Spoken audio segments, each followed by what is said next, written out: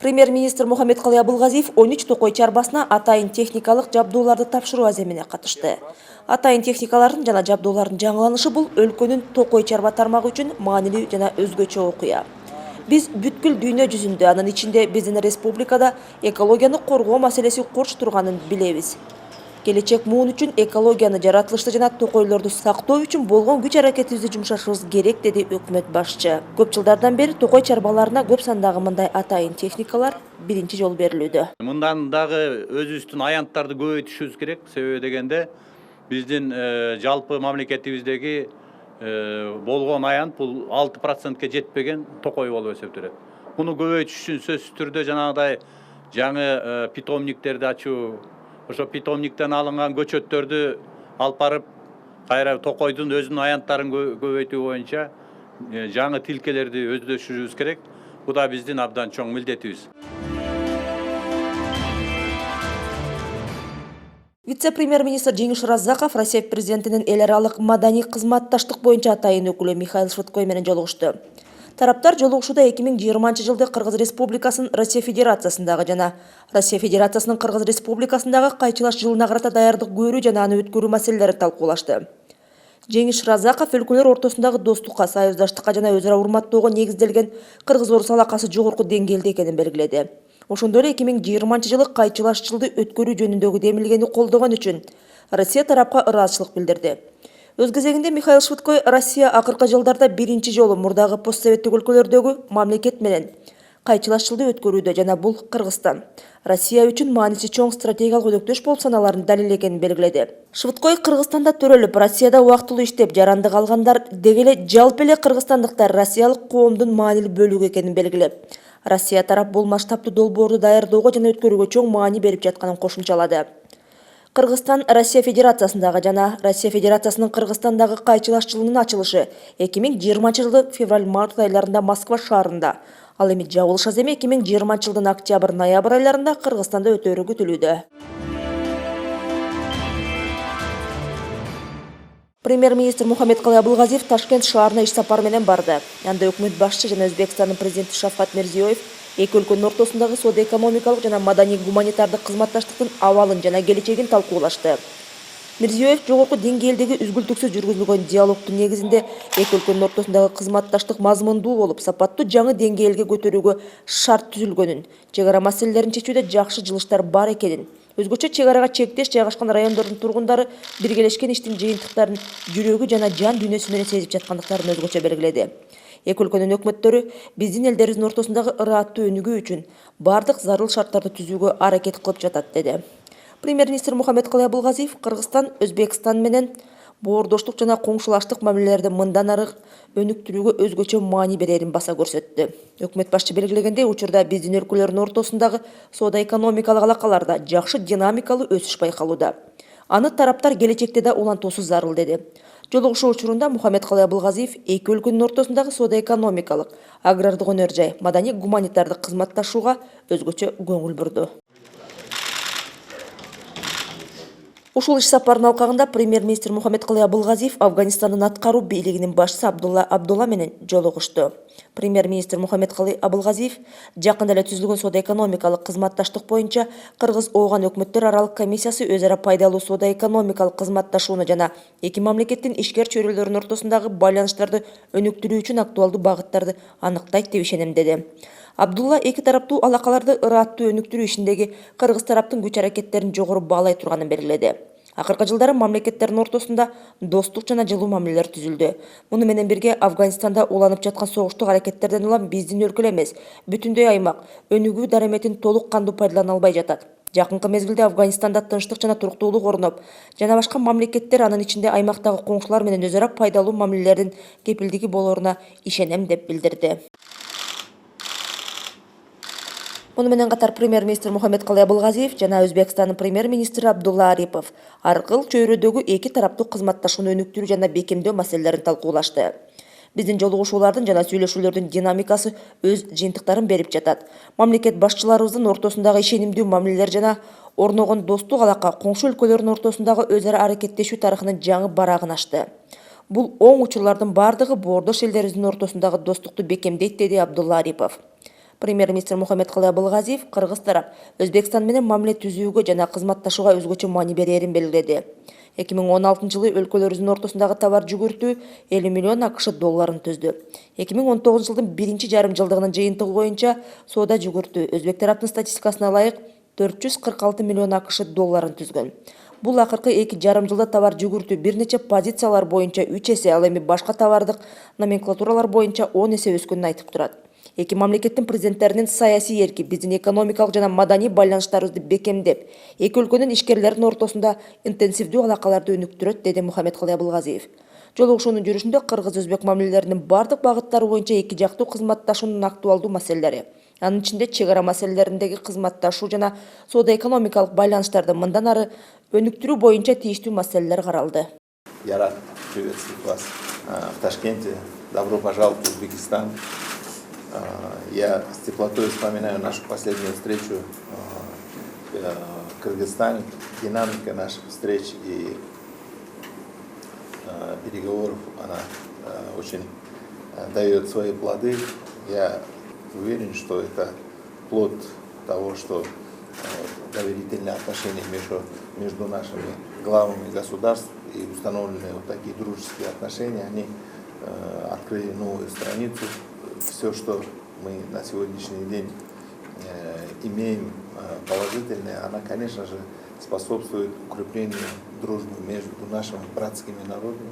Кыргызская сторона придает особое значение нашим отношениям, братским отношениям.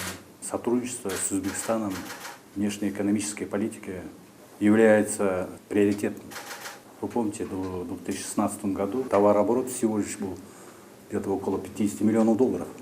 Сегодня статистика показывает, по итогам полугодия только 2019 года, узбекская статистика показывает 446 миллионов долларов. Это говорит о том, что в течение короткого 2,5 года выросло более чем в некоторых позициях в 3 раза, в некоторых позициях товарной номенклатуры выросло в 10 раз. Это говорит о том, что политическая воля президента Узбекистана Шавката Миромоновича и политическая воля нашего президента Сооронбая Шариповича позволяет укрепить наши торговые и экономические отношения, культурные отношения. И в бизнесе тоже развивается, создается совместные предприятия. Это говорит о том, что у нас в течение короткого времени наши торгово-экономические отношения, торговые отношения, особенно бизнес, они начали активно сотрудничать.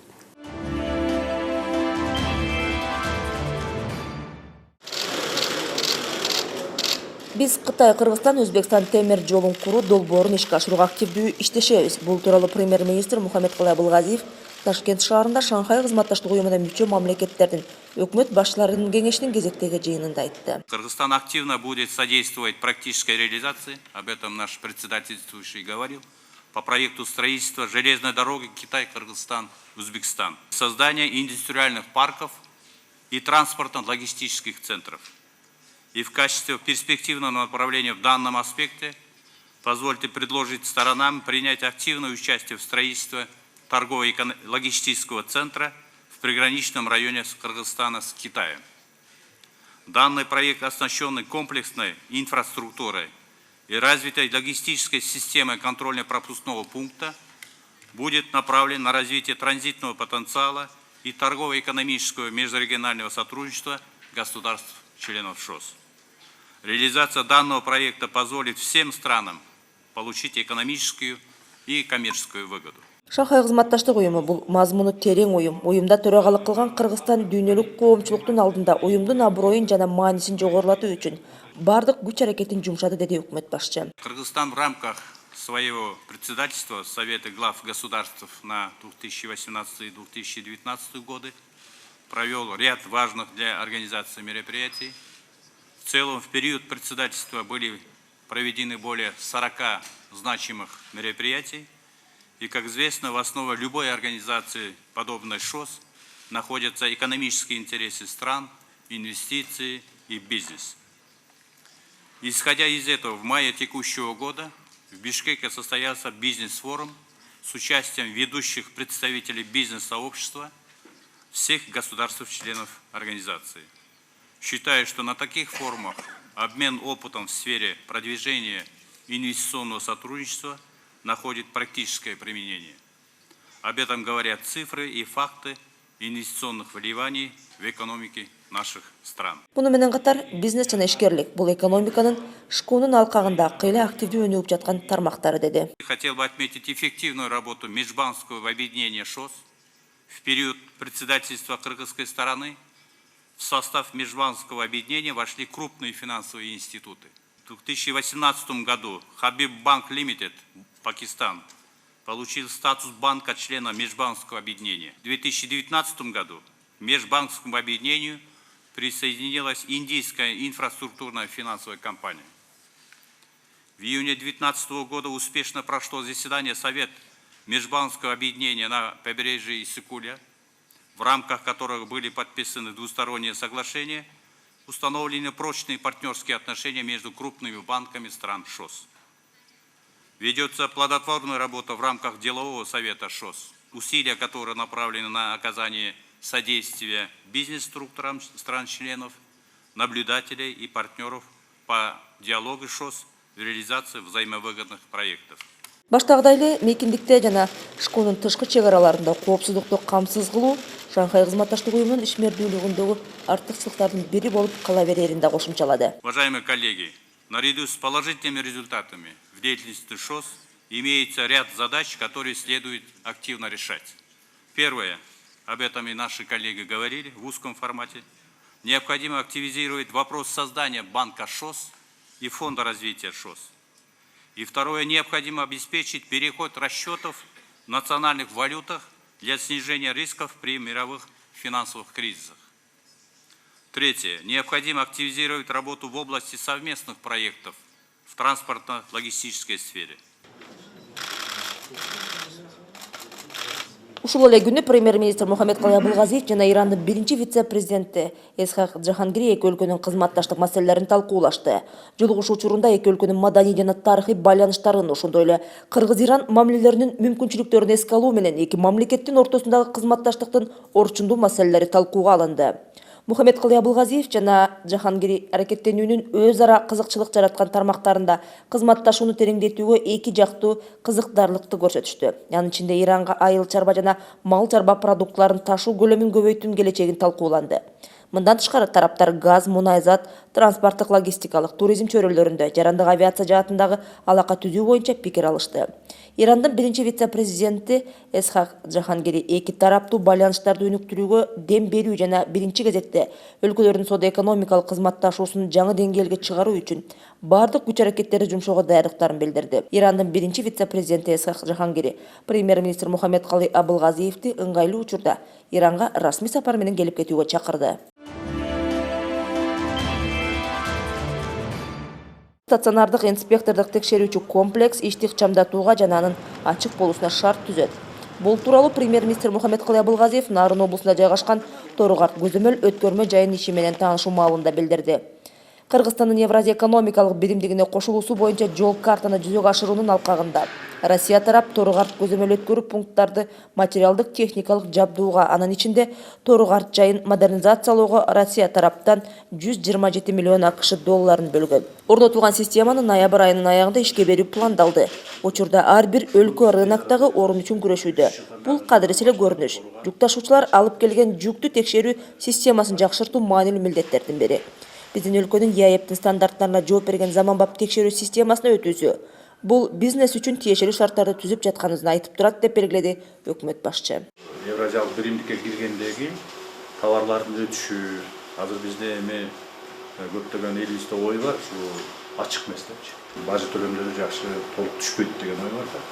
Ошон үчүн биз жанагы айтып жаткан Евразиялык биримдиктеги стандарттар менен кирген кайсы товар келди, кайсы түрү кандай товар болду, көлөмү кандай болду, ушулардын баарын тең биз базага, борбордук базаларга түшүрүп, анан жетекчилер көрүп туруп элде көрүш керек. Биз товар ташыган бизнесмендерге биринчиден убактысын коротпой, бюрократиялык бир механизмдерге туш болбой, коррупциялык механизмдерге туш болбой, келиш керек дагы товары жанагыдай азыркы текшерүүчү комплекстен өткөндөн кийин шаар машинасын айдап чыгып кетиш керек. Айдап чыгып кетип, анан бул жерде базада калыш керек. Ошо база аркылуу анан кийин бизде бажы төлөмдөрү кандай түрүнөн ушундай кыймыл аракет болуш керек. Ушуну биз тез арада жасашыбыз керек. Мухаммедкалый Абылгазиев өткөрмө пунктту көрүп чыгып, бажы кызматынын ишине киргизилген жаңылыктар кыйла жакшы жана ыкчам иштөөгө шарт түзөрүн баса белгиледи.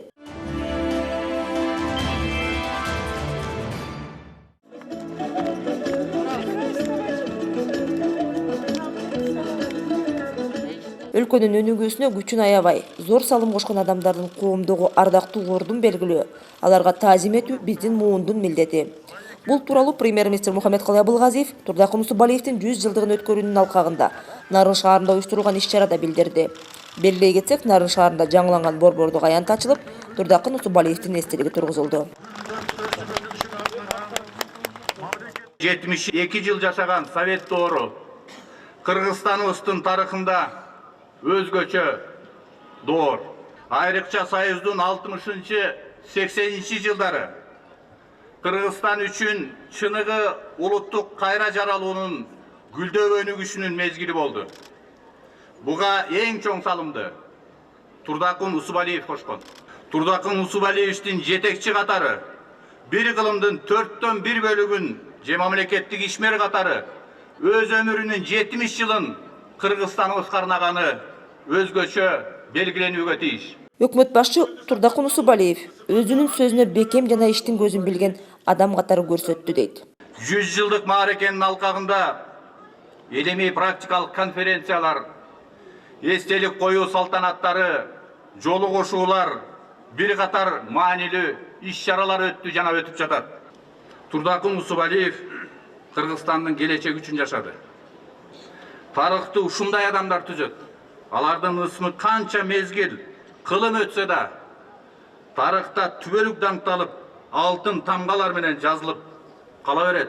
Муну менен катар Абылгазиев өзүнүн эли жана өлкөсү үчүн жашаган Турдакын Усубалиев сыяктуу адамдар тарыхты түзөт деп кошумчалады. Бажыдагы бардык процедуралардын ачыктыгы гана коррупциянын тобокелчиликтерин төмөндөтөт. Бул тууралуу премьер-министр Мухаммедкалый Абылгазиев Ош облусундагы Иркештам көзөмөл өткөрмө жайын ичке берген инспекторду кароо комплексине барган учурда билдирди. Премьер-министрге бир жүк ташуучу унааны 199 секундада текшерген инспекторду кароо комплексинин ишин тааныштырышты. Азыркы малда без досмотра где-то порядка только ИДК 3 минуты занимает. И если мы пробный кылсак, так 2 минут, 5 минуттун тегерегинде кетет. Өкмөт башчы Кытай Республикасы менен чектешкен чек арадагы көзөмөл өткөрмө жайынын ата мекендик экономикада гана эмес, Евразия экономикалык биримдикке кирген бардык өлкөлөрдүн экономикасындагы ордунун маанилүүлүгүн белгиледи. Азыр билесиздер да, мисалы үчүн канча товар келип атат, канча машина кирип атат, жүктүн көлөмү канча деген абдан көп. Жашырышат деген сөздөр болчу. Азыр бул жабдык менен эч кандай жашыруу болбойт. Бул ачык, айкын, көлөмүн дагы, санын дагы эсептегенге мүмкүнчүлүк берет бул жер. Бул жерде эми жанагы адамдын фактору жокко чыгат да. Өкмөт башчы көзөмөл өткөрүү жайынын модернизациялоого берген жардам үчүн Россия Федерациясынын жетекчилигине ыраазычылык билдирип, бажы инфраструктурасы чөйрөсүндөгү өз ара аракеттенүү эки өлкөнүн ортосундагы кызматташтыктын жогорку деңгээлде экенин ырастап турарын белгиледи. И этот таможенный пункт и пропускной пункт будет служить другим странам, членам Евразийского экономического союза. Эскерте кетсек, мындай көзөмөл өткөрмө жайларын заманбап техникалар менен жабдуу Кыргызстандын интеграциялык биримдикке кошулуусунун жол картасында каралган.